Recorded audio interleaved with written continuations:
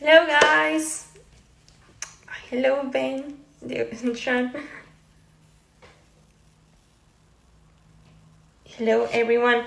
So for those who weren't on Facebook before, we're gonna talk with Sean.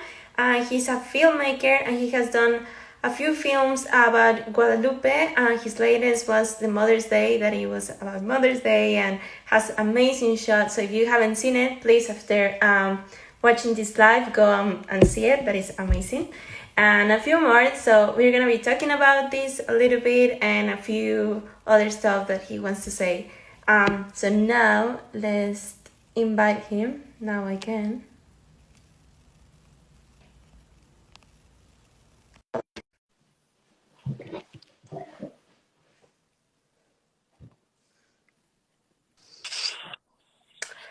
All Hey. right, it worked.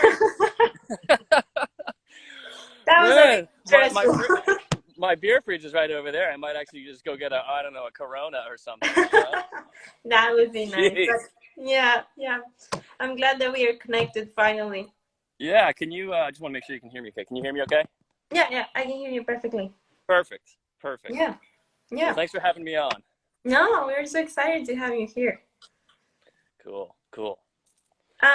So I was telling people that you recently did a film about Mother's Day. Yeah. You wanna tell us? I don't know if everyone has seen it. If they haven't, I already told them to go and watch it after this live. So Yeah. do you wanna tell us a little bit about it?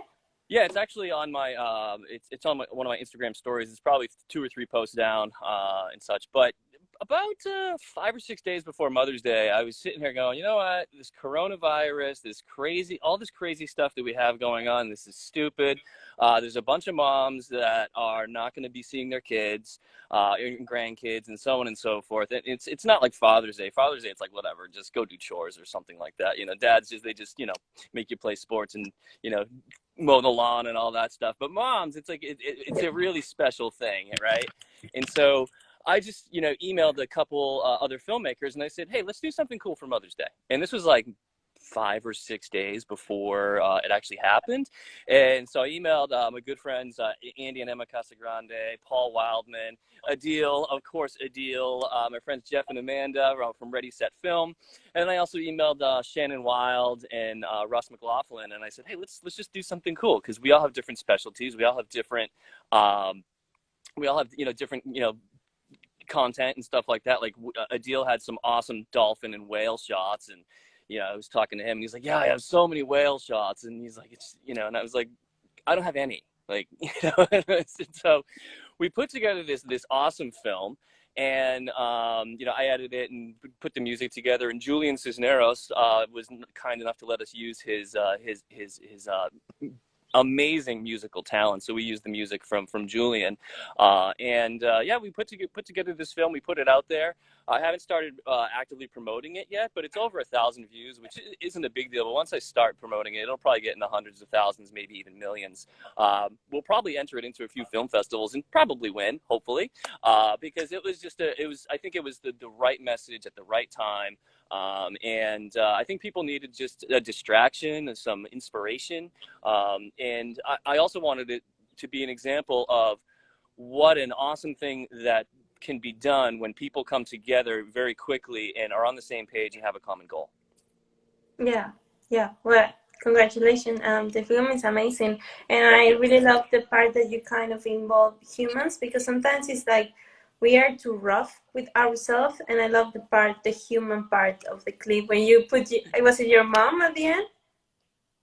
Mother-in-law and mom, yeah. Yeah, Yeah. that was really And nice. of course, we had to have Lucy, Yeah, there towards the end too, because we all love Lucy. And by yeah. the way, this right, someone wants to say hi. This is a very special shark, and we're trying to ID it, and I think we found that this is actually Lucy, because the tail it's all messed up and such. But we'll chuck her in the pool now so she can go hunt the sea lion. Yeah. So I have a question. Yeah. What is when you go on film, especially like in Guadalupe, do you go with a specific goal, or do you just kind of film and then from there you kind of create a story? So my thing is, there's so many false narratives out there. There's so much stuff that's staged, that's fake, and I hate that. Mm. And so the one promise that I made to myself, which in turn becomes a promise to the audience, is that I will only ever share a truly authentic experience. You know, what I saw and what I felt, I want that to come across so that the people that can't go, that can't afford to go, they can feel like they were there and they can experience, you know, in this case, a shark, the animal, you know, for what it is. Okay. Okay. Um, yeah, and then I saw, I think it was in Lucy's one that you comment about seeing a different like a different behavior, and I thought that was really interesting, as seeing a different behavior in Guadalupe of how sharks interact with each other and how they don't roll their eyes. I haven't heard anyone like making that comment that in Guadalupe they don't roll their eyes, so I was really fascinated about that. Gotcha, gotcha. Yeah, the one thing that, you know, once we come out of this COVID thing, you know, everyone's going to want to go somewhere and travel. And if you want to have an experience that's truly just an amazing experience, I would recommend everybody go to Guadalupe, um, for, well, a multitude of reasons, obviously. But I mean, it's amazing. The whole experience. I could talk for weeks about it, but the the thing, I've been there several times, and one of the things that fascinates me is on the ride out, most people have never been out there before, so there's so many different opinions about what they're going to see. There's this nervousness too. There's this kind of this tension in the air. It's about an 18-hour boat ride. Sometimes it's smooth, sometimes it's not. But on the ride out, people are just kind of, they're in their own heads, you can tell, and they're nervous and so on and so forth. And I really get a kick out of that. By 2 hours into the first day, that's all gone. People are just fascinated and floored at how different the sharks actually behave than what people actually think. Um, they're not these, you know, aggressive, you know, like, you know, man-eating machines or anything like that. I mean, they are so graceful and so peaceful. They generally stay at least 12 feet apart, and every now and then, if a shark kind of goes within that, you know, personal space, he may end up with a big gash on the side of his face, or in Lucy's, you know, case, a messed up tail. We don't know how Lucy's tail got messed up. Some say it's a birth defect. Others say that you know, she was bitten by another shark. We don't know, but you know, the that is the one thing that I will say is, you know, going to Guadalupe, it will change you. It will change your perspective on everything. And the effect that it at least had on me, and I know it's had on others, is I came back and I started to look at everything in life just so differently. And I started to question things, and I was like, wait a minute, if that wasn't the way I thought it was, what else isn't? And you know, for me, it just became this kind of like, you know, it's kind of like you know, Star Wars, and you must unlearn what you have learned type of thing. And that, to me, that is the coolest thing about it, because it will change you as a person. It will change the way that you think, and you're gonna want to go back every year, Yeah, for which is sure. good for Mike. Yeah, of course. We already have a question. It says, "What made you want to go to Guadalupe the first time, and why keep going back?" What made me want to go? I mean, it was always on the bucket list. I mean, it was top three, you know, always. And ever since watching Shark Week and so on and so forth, like, I like to experience things for myself. I like to kind of, you know, live on the extremes and do the extreme things, obviously with a element of caution and safety. That's why I go with you all almost exclusively, unless I'm hired for another job, which happens. But if I'm going on my own, I'm going with Nautilus, because your track record with safety is just top notch. And I, you know, I've been on other boats and so on and so forth, and I look at the safety protocols that they have versus you all, and it's not even close. But yeah, I mean, wanting to go to Guadalupe, I mean, you know, why not? You know, I mean, it's like, you know, one of the top apex predators in the world. And it's funny, people will ask me, well, how big is the shark? How big are the sharks actually? And I say, you see that wall? And they'll say, yeah. And I'll say, you see that wall over there? And they say, yeah. And I'll say, that long. And Yeah. like, you know, that, you know, way around. Yeah, it's amazing. Were you already a shark lover before going to Guadalupe? Like, were you already into sharks? So that made you into Yeah, I sharks. saw my first shark in I think 2006. It was a big, mean, nasty, 4 foot long nurse shark. I just saw it swimming, and I was actually free diving at the time, and I just went and just swam right with it. I actually recorded that on a old point and shoot Olympus, which I still have here. So, but yeah, no, I was always into sharks and all that. Yeah. We have a question. Yeah. Are the new cages the shark-friendly ones? So I'm a little bit involved with this process, with Mike and Rachel, and giving them input and feedback. And I know Andy Casagrande is as well. I know that they're completely redesigning the cages, Yes. and I've made my recommendations to Mike on what he should do and shouldn't do. And the shark. We all know about the shark incident from last year, and it was unfortunate. I know that you all took some flack from that, and then there was something done which I really did not agree with. I don't think being divisive and using anger ever solves anything. I'm just really disappointed that happened. But the fact is that the bars were spaced like a certain like this and like that, and my recommendation was bring them down a little and pull them in a little, and just just add another bars to this, add one more bar this way and then one more bar that way, and then space them out evenly. That was my recommendation. I don't know exactly what Mike's going to do. Mike actually had some really cool ideas, on what he maybe wanted to do, and I'm really curious to see what they're going to come out with. But I think Mike's putting, I believe, cameras in all the cages, and yeah, I Yeah. mean, what happened, we don't want to happen, Yeah, but of course. it is what it is. Yeah, yeah. No, I think he's going on extremes to implement new cages, and as well, recently he wanted to send some boats just to go and check what's going on there, just putting his Yeah. boat diesel. And yeah, I think he's Yeah. doing really good with Yeah, all no, this. I mean it's we definitely need to have the boats out there, because as soon as we saw it with Fiji, with our friends Becca Adventure Divers. I mean, they caught as soon as the boats were pulled in and stuff, poachers were out there, and Mike Newman just hopped on his boat and went and apprehended them out in Fiji, which is awesome. Just that's kind of those kind of Wild West type stuff. But yeah, we do need to have the boats out there to make sure that the sharks aren't being poached. We have a question from David. He says, "Hi Sean, which gear do you use to film them? Any favorite lens?" So I use I have I don't know how many cameras I have. I couldn't Wow, tell you the I'm number. I mean, jealous. So a lot of fun. them are small, and one's like the size of your pinky, whatever, and such. And it's not really made anymore. But I'll use everything from, I like Paralens because it automatically color corrects for you. Because I don't know if people realize this, but in water, everything that we see, I mean, in the color spectrum, there's a huge color spectrum. There's so many different colors in there. That's why, when you go and buy a TV, it'll say it's like 10 billion colors or something like that.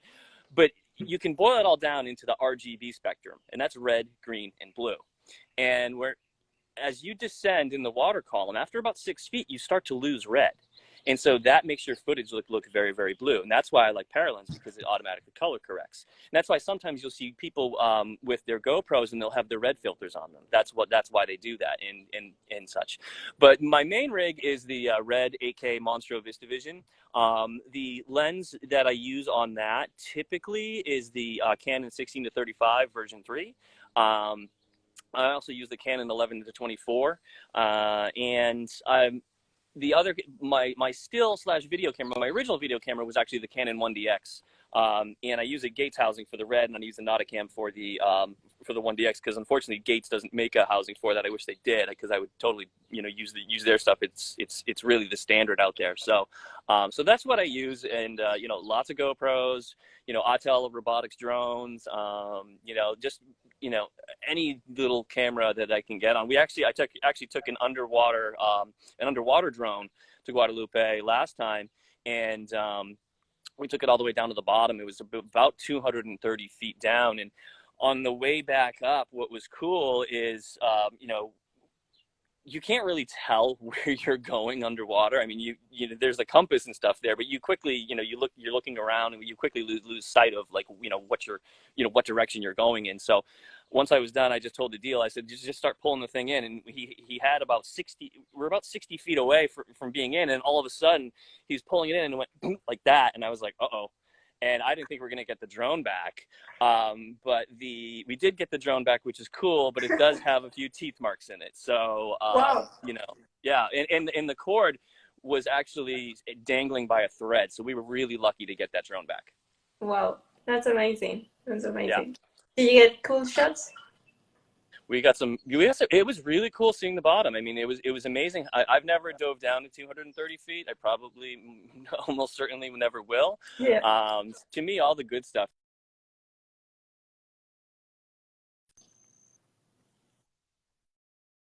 But anyways, so I think we cut out there. But I was saying below 60 feet, you have to use artificial lighting, and 60 feet and above, that's where you can actually get good lighting in clear waters and such. But yeah, no, it was really cool seeing the bottom and just seeing. You'd expect to see like, you know, tons and tons and tons of sharks, but I didn't see a single shark. You No? know, while we had it down there. So. No. That drone could help do any further research, do you think? It absolutely could. I mean, it only has 300 feet of, only has 300 feet of line, and it's pretty deep down there. So you would definitely want to, you know, get a drone or contact the company and get like 1,000-foot, you know, spool of line, because it's you know, it's all it's all, you know, live broadcast to, you know, to your phone. Yeah. We have another question. Sure. Do you always stay in a cage, or are you in and out of the cage while filming? So at Guadalupe, you're always in the cage, unless you're on the boat. You know, we don't keep the guests locked in the cages on the boat, so that's good. But you know, at Guadalupe, yeah, in the water, you're always in the cage. Other areas of the world, though, like Fiji, for example, you know, we're in the water with 10 to 12 foot, you know, bull sharks and stuff. And, you know, just with them swimming around us. I mean, me personally, I've been in the water out, you know, not caged, with, you know, thousands and thousands of sharks over the years. But never with a white shark. Not yet. Do you want to do it? Oh yeah, absolutely. I Yeah. mean, it's what, I mean, once you, after the first day at Guadalupe, I say to people, would you be afraid to go diving with them? And they're like, absolutely not. Wow. Absolutely not, because they know that what you are. And like, I mean, they're people wonder, you know, how smart great white sharks are, and I'm gonna go, they're way smarter than we are, because in terms of the intelligence scale, I kind of put us kind of down here. You mentioned that we're kind of rough on ourselves, and I'm one of those people, but no, I mean, they're just an awesome animal. And but the key is, you have to be able to, it's not the shark that you see that you need to worry about, it's the one that you don't see. So Yeah. if you see the shark, you're good. If you don't, then that's a different story. Like in South Africa, you know, I actually talked, I think Devin is watching live here. I've talked to Devin about it, and he's just like, dude, he's like, when we have to go out of the cage in South Africa, he's like, we just weight ourselves with so much weight, so we just right to the bottom, because they want to get to the bottom as quickly as possible, because the visibility is not very good there. But at Guadalupe, you know, the Bellamy, I think, is 180 feet. Is that right? And usually, you know, you'll be on the stern and you can see the anchor line all the way down the other way. So that's a good 200 feet of visibility. That's pretty cool. Yeah. Yeah, and I think you said something about, when you say like they're way smarter than us, you said something about in one of your films, they're the only species that they can actually save themselves from extinction, right? Well, no, that's actually us. You know, Oh. for the first time in the history of the planet, there's one species that can prevent its own extinction, and that of all other species. You know, and that's us. And that's what, you know, we're going to have to make the choice on which way we're going to go with that, right? And you know, and because the thing is, people are saying, oh, we're killing the planet and so on and so forth. And I would say that we're making the planet a little sick. And if the planet gets too sick, it's going to be bye-bye humans. And what we're actually seeing evidence of that right now, with the ozone layer closing over the Arctic, with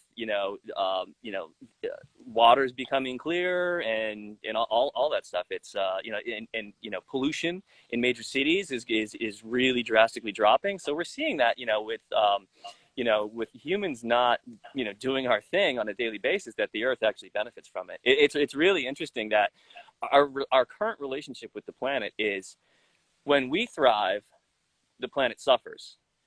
When we suffer, the planet has a chance to thrive. And that's actually a line from the Mother's Day movie. Yeah. And I think that's really a messed up statement to be able to say. But, you know, people have asked me how I'm doing with COVID-19 and so on and so forth. And I've worked from home for like 12 years, so it's not really, you know, that different for me. And I can see you're really entertained with the butterflies. Yes, we have probably 40 different milkweed plants around here. Just, you know, just kind of show you guys around. Whoops. Sorry, I forgot we're not on the computer. But yeah, we've got like, you know, all sorts of plants, and, you know, just show you. Why not? We've got like all milkweed. There's butterflies right there. Yeah, there's coming in. Hey, look at that. Good job. And yeah, this milkweed plant is like, it's like a tree. But yeah, I mean, we're quarantined and we're kind of bored, so it's like we might as well have something to film. So it's pretty cool. But yeah, we've been pretty entertained with the butterflies. There's some pretty good, you know, chrysalis forming and emerging from the chrysalis footage that I also have on my latest Instagram posts and stuff. So you can see that, as well as the Mother's Day film. Yeah, yeah, I'm watching them every day, and I'm like, where is he getting all these butterflies from? We're luring them in. So, one question: what is the most, like, the difficulties that you find when you're filming on the water? So what was it? The most difficult Which part? are like the difficulties that you find when you're filming underwater? Getting humans to stay out of the shot. You know, that's kind of the first one. Especially the one with the GoPro that goes with the stick and gets all. Oh yeah. Oh no. Oh man. You know, well, they're not supposed to do that. You know, they're supposed to get yelled at by the captain, but he doesn't always catch them. They're sneaky buggers. But no, I mean, I think the challenge is it's this. Your gear isn't really going to harm you generally, as long as you keep up with it. The thing that will hurt you or kill you when you're filming underwater, first and foremost, is this. And if your head's not in the right place and you're not focused, you can make a mistake, and that can be a very serious mistake. And that's why I have this own policy within myself that if my head's not in, if this isn't in the right place, I don't go. I've, you know, woken up and said, you know what, I'm just kind of just not feeling, you know, right in the head right now, and I'm just, you know, I just call up the dive off and say, hey, you know, sorry, you know, you still charge me, but I'm not coming. I just want to let you know and stuff. So that's really the big thing. But the other is, you know, running out of air. That's a really bad thing to do. It's never happened to me, but you know, Never happened to you? No, never run out of air. Yeah, I mean, I check my gauge pretty, you know, every couple minutes, you know, always. Yeah.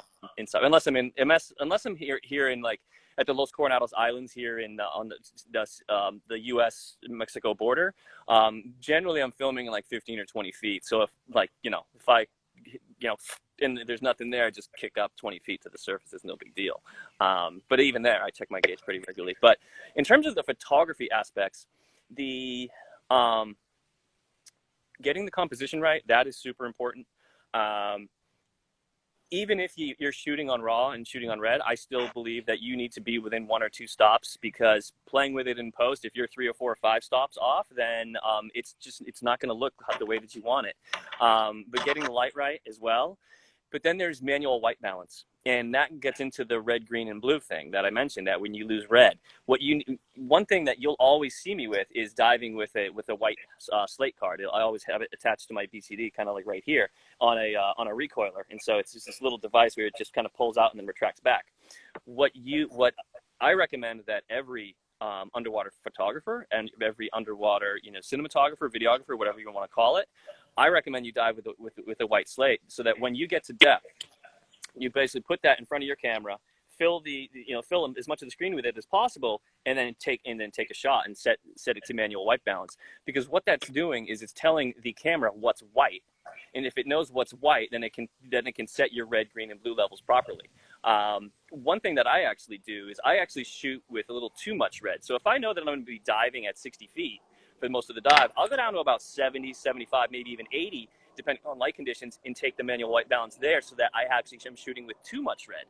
What I'll then do in post is I'll go into red and I'll just pull it down, and that sets everything pretty well there. It's kind of a trick I learned by accident, just playing with manual white balance and stuff.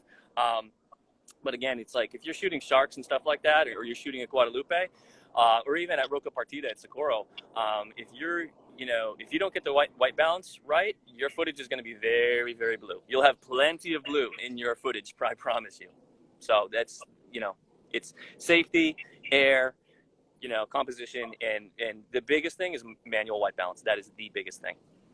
Okay. Yeah, I agree. Like having the right color in your picture, I think that's what attracts audience. Yeah. We have a question. Yeah. What advice would you give someone going to Guadalupe for the first time and wants to get some basic pics or video? You can do GoPro or Paralens. One thing that I invested in recently was the Olympus Tg6. It's $350, and I'm blown away at what this can do. So my red and gate setup, when you put that all together and put it underwater with the lights on and so on, it's like over $100 grand. Okay, this $350 camera, it has this thing called Microscope Mode. Okay, and if you like to shoot macro and shoot little critters, that's really not my thing, except now because I have nothing else to shoot. You put it in Microscope Mode. I zoomed way in on a Monarch caterpillar, and the detail that we saw, and it almost looks like it has fur and stuff, was amazing. It was like my second most liked Instagram post of all time. I'm sitting here going, $350 does that. That's pretty crazy and cool. And it's actually waterproof up to 60 feet.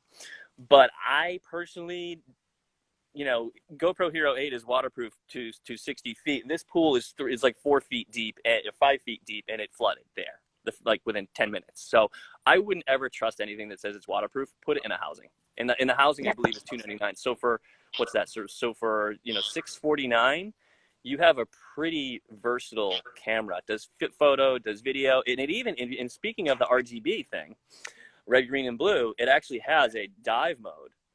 Which what it'll do is add red to add more red to the footage. And that's in my Olympus, my original one, which went in the PT034 housing. That even has that. So Olympus has been aware of this and has been doing this for quite a while. So you wouldn't do manual white balance on the Tg6? I don't know if it has it, to be honest. I haven't played with it enough, but I mean, you're talking almost 15 years ago. I took that camera again, and it was like, I think back then it was $300 or $400 too. I took it to like Cozumel. I took it to where else? Grand Cayman. I took it to Costa Rica, and the vibrance of the colors with it in dive mode was pretty darn good. And it has underwater macro modes as well. If you like shooting little critters and stuff, I was like $350 and get my second most liked, Instagram post of all time. And I'm sitting there looking at my red and gate setup, like, what the heck? And Adil actually joked, he was like, red tricked you. But no, I mean, that being said, the red camera versus that, they're two completely different tools. They have two completely different purposes. But if you want something that's pretty darn good, if you're an amateur, you're probably going to be pretty happy. I would look at that. I mean, it's really good. If you want video, Paralens, I definitely would, because you auto color correct. But if you're using GoPro, let's face it, GoPro is the Goliath in the industry. Get those red filters from Backscatter. Yeah, you actually have a Backscatter photo center. So if you're going to Guadalupe and you're interested of gaining any basic tips or buying any equipment, just email us at Nautilus and they can give you any information. Absolutely. Yeah. Great people. Yeah, we have a question from Jen. How did your love for underwater photography begin? It actually began when I was a kid, really. I think for my birthday, they got a Polaroid when I was, 5, 6, 7, 8 years old, something like that. And I just started taking pictures of everything. Then that and graduated to a 35 millimeter, film, and chopping it off at CVS and getting it back a week later and realizing that everything you thought you got, you didn't, and your pictures stink. And so that was kind of how it all started. And then I became a diver. And the interesting thing is people say to me, oh, you know, your number one passion is diving, isn't it? And I'm like, nope. And they look at me like, what do you do? Like, are you, they look at me like I'm like Bruce Wayne, like I'm Batman at night or something, like I'm some vigilante or whatever. And they're like, what do you do that we don't know about? And I ask them, I say, have you ever seen me go diving without a camera in my hand? So the diving is just a tool to allow me to get to my end goal. But that being said, being in the water with sharks and dolphins and, you know, and manta ray and things like that. I mean, it's just, you come out of the water and you're just like, you can't sleep that night because you're just still just so amped up from having this absolutely incredible experience. One of my favorite dives is here in San Diego. I mentioned it, Los Coronados. The time to go there is like October through January, because, you know, the females give birth around this time, around April, May, June, and the pups, they're really, really young, and the males are super protective. I got rushed really bad by one. So the guy that saw it unfolding, you know, below him, thought that I was going to get my head ripped off, but it didn't hurt me or anything like that. I just remember hearing this, and I turn, and the thing is just like right here, curving that way, and I was filming the pups, and you know, and I had interaction with the guy, and he didn't care, didn't bother me, so I figured I was good, and he just changed his mind and stuff. So I was like, okay. But yeah, I mean, that's an amazing dive. And you know, like October, November, December, you're surrounded. I think I had about 45 sea lions in one frame. And that doesn't take into account the ones here, behind me, and stuff. And those are some of my recent posts as well. I actually posted one where I actually had the head mounted had it mounted on the housing facing back that way, so I could see what I didn't see, and you just see them all, you know, swimming behind me and, you know, nibbling on the hood and all that stuff. So it's really cool. But yeah, it's like, to me, it's, you know, you dive to have these experiences and to document them. Yeah, for sure. We have a question from David. You prefer surface cages or submersible ones for filming? Submersible, absolutely submersible. Because the surface cages, the behavior is altered slightly because there's the bait there. I know people love seeing the teeth and the bite shots and so on and so forth, but if you think about what I said, I'm all about, you know, recreating an authentic experience and showing the true nature of things, right? And yeah, I mean, seeing these things breach and jump out of the water, it's pretty cool. I mean, I'm not going to knock it by any means, because I'll find myself, you know, standing there with the still camera trying to get shots, or with a drone, you know, like 2 feet off the water, just trying to, you know, get the point where it comes up and takes a bite. But the deep cages, to me, that's a more intimate experience, because like Lucy, for example, she comes right up to the cage, and if you haven't seen a big female before, and you've only been in like August and September when it's majority male dominated, once those females show up like mid-October and so on and so forth, and you see the size difference, you're just like, oh my gosh. And you know, and I think that, you know, Lucy comes very close to the deep cage, cages. She does to the surface as well, but there's just something about the deeper cages that I really like. And, you know, and you can get some nice silhouette shots because you're kind of pointing your camera up and the sun's shining, you know, down into the cage, and you get all those light rays coming down. It's really cool. Okay. And in terms of lighting, do you see like the lighting is way different from one to the other one? Like, what's the difference in the lighting? So the lighting, it is different. It's only 25 feet. It is clear water. If it's sunny, you're good. If it's cloudy, you know, you might need to lighten it up a little bit in post and stuff. But with there's a bee here, but it's a baby. Anyways, the light on the surface is well, actually, the light on the surface can be tricky, because if it's cloudy and you're composed for you know, properly for that, and then the sun suddenly comes out, that shot's going to be completely blown out and probably not usable. So it's really different. I mean, ideally it's just no clouds no clouds in the sky, pure sunny day. Then you're good. You have great light. You know, it's not changing on you, and so on and so forth. But yeah, the deep cages, the light generally isn't a problem, but there are some things that you do have to take into account. Like Adil, for example, like in the deep cages, he generally uses lights, and he captures some really, really good shots with the lights.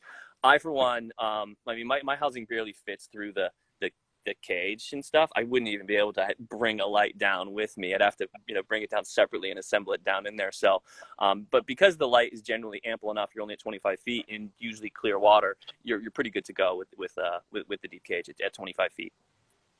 Okay. We have a question from Jeremy from Chicago. Do you like to use the underwater drones? Their underwater drones, it's a different tool.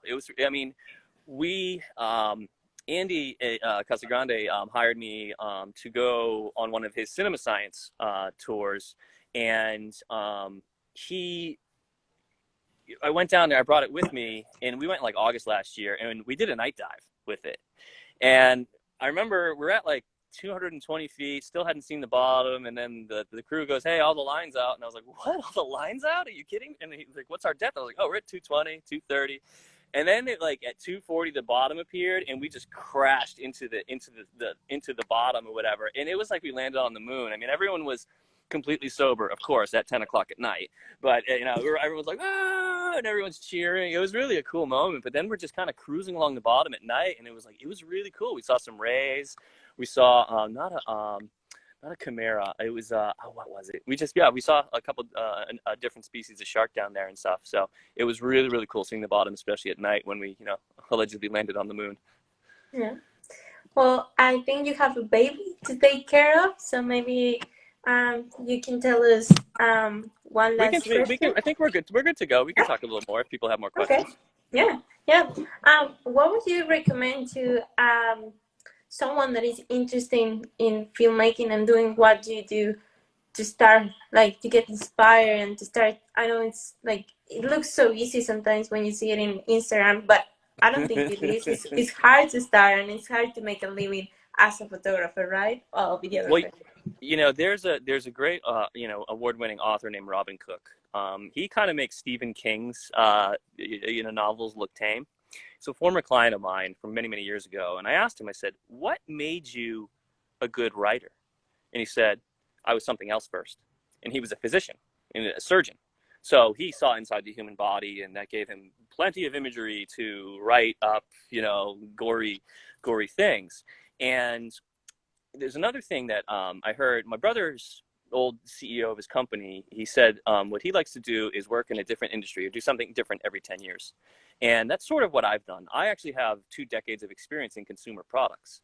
And I only started, with film December of 2015. I said, I'm going to get into this. And this is where the advice comes in. But I didn't buy a camera until almost a year later. What I did was I studied. And because I hadn't touched the cameras that I was familiar with were film. I'd never touched a DSLR. So once I did buy the DSLR, I emailed my friends Jeff and Amanda, who contributed to the Mother's Day film, and I said, "Hey, what specs or whatever did you have this on for those shots that you took of my mom?" He didn't even reply because he knew it was just going to be this big, long explanation, tutorial. 4 hours later, I would still have him on the phone asking questions. So I studied.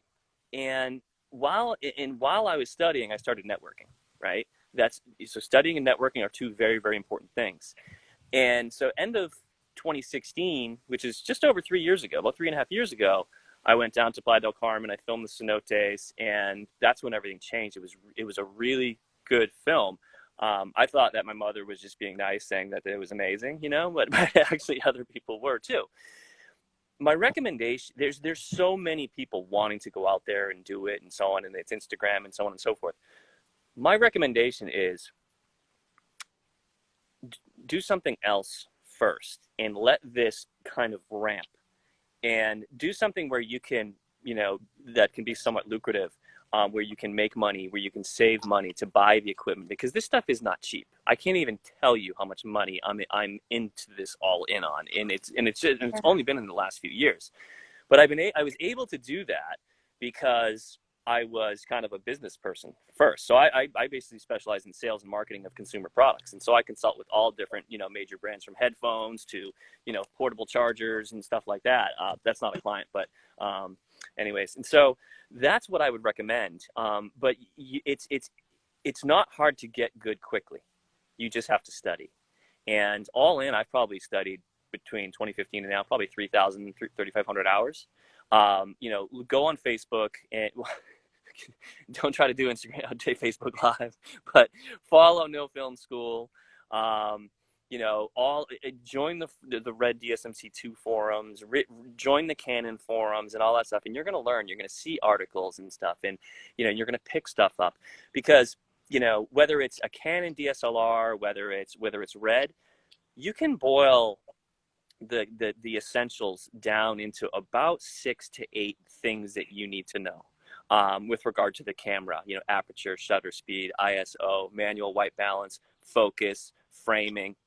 That's about it. But it's practice, it's trial and error, and it's really be critical of yourself. But once you do get some equipment, just get some basic equipment. I see people producing corporate films on the iPhone. They'll have a little stabilizer and they're going around on an iPhone, and I'm sitting there, I'm like, why the hell do I have $100,000 setup? It's just, and they're making money doing that. So start small and go to a couple local companies, local business, maybe a restaurant, maybe a bar, whatever it is, and just say, hey, I'm learning, I'm trying to, figure out my way and my path here. I'd love to do something, for you for free. And just a 30-second or 60-second spot that you can use on Instagram or Facebook. And if you like it, you want to use it, great. If you don't. Go and do that 3 to 5 times or something like that. If you do something that person likes, someone might ask them, hey, who did that for you? And they didn't pay you, but they refer you to this person that did. That's a way to get started. And but the thing is, you have to want it. And that was the thing with me. There was nothing that was going to stop me. I was doing this. I was going down this path. There was nothing that was going to get in my way. And if it got in my way, I was going to find a way to knock it down or jump over it or run around it or, whatever. It's like, there was nothing that was going to stop me. You have to have that drive. You have to have that determination. And by the way, anything that you do to an excess becomes a job. So think about if you want to do that full time or not, because I still have my consulting business. I still do that stuff. And it's real interesting to me how end of 2017, I got an inquiry, said, hey, can you be in Palau on Friday? It was Monday, which is actually Palau's Tuesday. So I was like, wait a minute, can I be in Palau in 3 days? And I was on the way to the scuba show. And I looked at it and I was like, well, I'm going to have 36 hours to get there and it's going to take 34. And long story short, I was in Palau for, I think it was 2 weeks or something like that. And then add the travel and stuff on. It was like a long time. I just emailed my clients and I said, hey, client had an emergency. I'll be on email. Let me know what you need. Just email me. We'll keep things rolling and so on and so forth. I get back. One of them asked me, he's like, how was China? I said, that was great. I've never been to China. Okay. And where I was in Palau and I made sure that the boat had Wi-Fi, and it was actually living on about $100 million yacht filming for this woman who's very wealthy, but big into conservation. That's what I mean. It's just about finding a way to make it happen. I haven't had that whole, hey, we need you for this production and we're going to be gone for 3 to 4 weeks. I haven't had that happen yet. And it's obviously not going to happen anytime soon with what's going on, but I haven't, that day could be coming, maybe coming, hopefully will be coming. And I don't know what I'll say to clients then on the business side, but we'll cross that bridge when we come to it. And then that's it. Attitude is everything. You just have this attitude that like, nothing's going to stop me. We'll figure it out. You just have to roll with it. And for me, what I did, getting into this, I just said, you know what? I posted my first film, and then next thing you know, 21 hours later, I'm talking to Patty. They want to push it out. Next thing you know, I'm talking to Gates Underwater Products, here in San Diego. It was just this domino effect. And that's when I said, okay, I was like, I'm just going to open myself up to the universe and just say, take me. I will go wherever you want me to go. Without question. I won't question it. Just show me the signs. And that's what I've done. And I'm not gonna lie, it's pretty stressful at times. It's like, are we gonna make it through this? Is this a good idea? Why did I do this? Whatever. But you're gonna approach that wall, and you're gonna look at it and go, there's no way I can get around this. And it's like you're done, you're spent, you're just like, it's over, you know. But then something happens, and there it is, you know, and you make it through it. So it also depends on what level you want to do it. You know, I said, you know what, I want to work for the BBC, I want to work for Nat Geo, Discovery. My goal is, I want to sit back on my couch, watch a film, or watch an episode of like Blue Planet 17 or whatever the heck it is, and the first credit be my name. That's what I want. That's my goal, and that's what I want to do.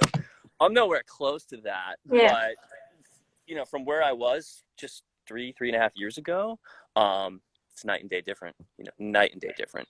So it's just be a forever student. You know, and Yeah. you know, don't be above anything. I mean, I wouldn't be here if it wasn't for Andy Casagrande.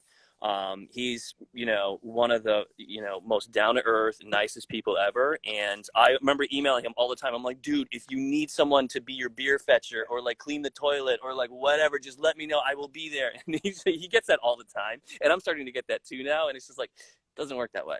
You know, you have to have the equipment, you have to invest in it, and then you have to go. But there's nothing wrong with starting small. And you're not going to make it overnight. This is a long haul. This is the long game. You know, it's the long game. There's no shortcuts here. There's none. I mean, there's no shortcuts in life at all. You know, you have to start being a baby, and you do have to go through, you know, childhood and become an adult. And this is the same thing. It's the same path. I mean, maybe somebody will get lucky and all of a sudden, but the second that people pick up on the fact that you're faking it to make it, you're done. You cannot fake it here. You can't. Yeah. Wow. That's an amazing advice. I never heard that. Such a great advice before, and I'm telling you from someone that is trying to make the path same as you, you know. As you said, it's Yeah. hard. I've been wanting this for almost 10 years, and I'm not even near from where I want to be. So, as you said, it's hard. And the advice that you gave at the beginning, try something.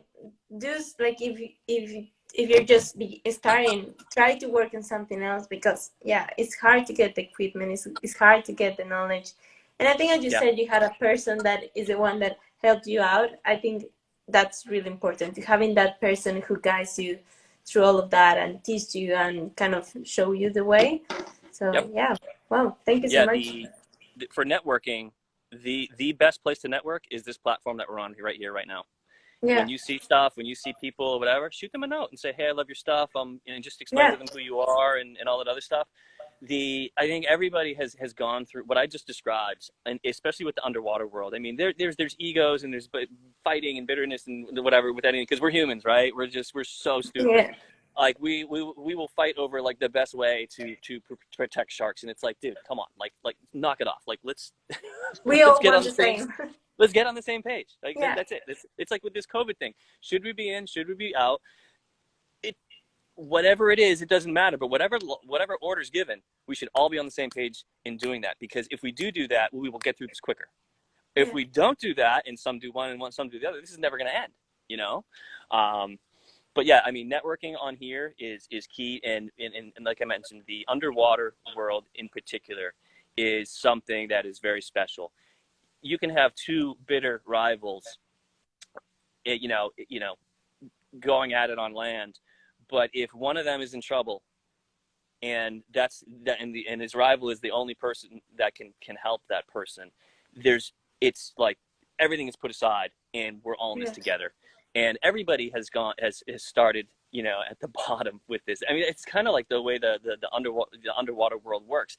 There's no school that you can go to for this. You know, you can't go to film school in LA or whatever and then become a production assistant and then a production manager and then so on and so forth, and watch and study and learn. I mean, if somebody could actually put together an underwater course, which is, this is kind of a good idea, you could yeah, probably make a good amount of money, you know, because there's a yeah. lot of people that want to do it. But there's literally no school. I mean, No, you can take Reducation from Red, in LA, Miami, New York, or whatever.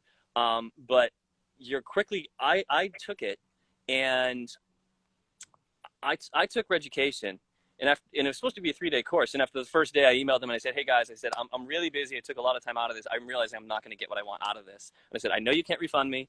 I'm not going to ask you to, but I'm just letting you know I'm not going to be there the next couple of days, because it was all studio based, and it was like, the guy's like, I remember he's lighting, just like this toy, right? And he's like, here's how the right way to light it. And he put like one light on it and so on. I was like, oh, that looks pretty good. And then he put another. And I was like, this is just so boring. This is like, I think it looked fine the first time, but there's these people, they want to like critique this thing and so on and so forth. And I'm just like, oh, this is not for me. But yeah, you can take Reducation. But then you can also join Red and Gates on what they call the STO.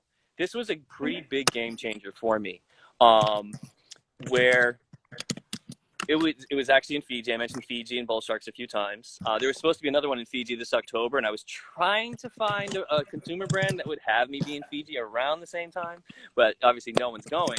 But that's 5 days of pretty intense training. You're going to go over, set up. It's basically set up, test, and operate. So you're going to set up the red camera inside the housing. When you first go through this, you're like, oh my God, I'm never going to remember all of this. And then by the 4th time you did it, it's like, okay, this is not that hard. You're going to test it, make sure there's no leaks and all this other stuff. You do pull a vacuum and blah, blah, blah. And then you're going to go operate it. And you're going to go operate it over the course of a couple times. There's Pete Lighthowler there, who manages Down Under Aquatic Imaging. Usually Sean Ruggieri, he's Snap-A-Map on Instagram, and you can find Down Under Aquatic Imaging on here as well. I know Pete's on here, so just send them both a message, say hi and stuff. And then there's Becky Kagan Schott. I think she's got like 7 or 9 Emmys or something like that. If you've ever seen Sport Diver or Scuba Diving Magazine, and you see like the Great Lakes shots where it's 200, 300 feet down and it's brilliantly illuminated, yeah, that's her. There's not many people that can do that, and stuff. And yeah, those 3, they're the ones that put on the course for me, but there may be others and stuff. But yeah, I mean, Gates and Red, it's a great marriage together. And that's the thing. Everybody has each other's back once we're in the water. I mean, we may argue or have too much to drink and say something stupid or whatever, but once we're in the water, everybody has each other's back, and that's what's so cool about this. Yeah, I'm gonna definitely be asking you about all these courses after we finish. For sure. The live, but yeah. So For did sure. you get the red before doing the course, or you got it after the course? So think about what I said earlier. Before I bought my Canon 1DX camera, I studied, right? Yeah. So I took Reducation, and then I took the Gates Fiji SDO course, and then I got the red. I mean, don't get me wrong, the bank owns the red still. We'll pay that off sometime in late 2020 or whatever. But yeah, that's the thing. You need to make money, have good credit, definitely have good credit, because there are, business loans that you can go and get out there. So if you start on land and you start like a small production company and stuff like that, if you have 2 years of tax returns as a business, then you can go to a private, go to your bank and get either a private, a small business loan or a small business line of credit. That's something you can do, and you just need to be in business for 2 years. So again, it's like, start small, and that's what, that's what I did. All right. We might do one last question because the time is gonna run up. From Daniel, we have a question. Which pro camera would you recommend to shoot and video? It depends on what price point, okay? For underwater, you want Canon all day long, in my opinion, because they are the best with manual white balance. Yes. If you want, like, higher than that, I mean, if I put my red footage up against the Canon footage, you wouldn't be able to tell what the difference is. But the difference is the production companies, they want the red. And so if you want, so Canon for DSLR, if you want to go above that, then I would say your choices are going to be, kind of Sony, or the Canon cinema cameras, Red or Arri. I would go Red. I really would. They're coming out with a new camera called Komodo. I know the price point. I can't share it with you, but it's going there. They want it to compete. They want to pull people in the DSLR world into the Red ecosystem, and it's not going to be you know, I mean, it's affordable. I mean, what is affordable? You know, it's like when you're talking cameras. But yeah, those would be my recommendations. Underwater, if you wanted to shoot stills and video, I would go Canon all day long. Yeah, I agree. I had a Sony and now I'm changing to Canon again because of the colors. So yeah, underwater Canon for sure. Yeah, I mean, you could do like the 6D. I would if you can do at least the Mark IV. It's a bummer that has a 1.77, you know, crop at 4K. But that being said, you can just shoot in 1080 because everything on social is 1080, and corporate clients, they don't care about 4K versus 1080 because it's just going on social media anyway. So there's nothing wrong with shooting in 1080. That's for sure. But I shoot everything in 8K because I have about 50 terabytes of footage that I own at 8K. And I'm talking to some major TV manufacturers who are launching 8K TVs about potentially licensing that footage. Those talks would be going much better if there wasn't COVID, but because they don't know if Best Buy stores are even going to be open. So what's the point in licensing this footage if stores are closed? So thank you. Yeah, it's like that a little bit. Well, Sean, our time is running out. So anything you want to add? Just, you know, Andy says it best. Live the life you dream. That's it. That's probably the best advice I've ever heard. Just go do it, but do it smartly. Take it in steps. Yeah. Thank you so much, Sean. I hope to see you soon. I hope to see you in one of the little parts. Yeah, thanks for having me, and I hope to see you all soon. Bye. Bye.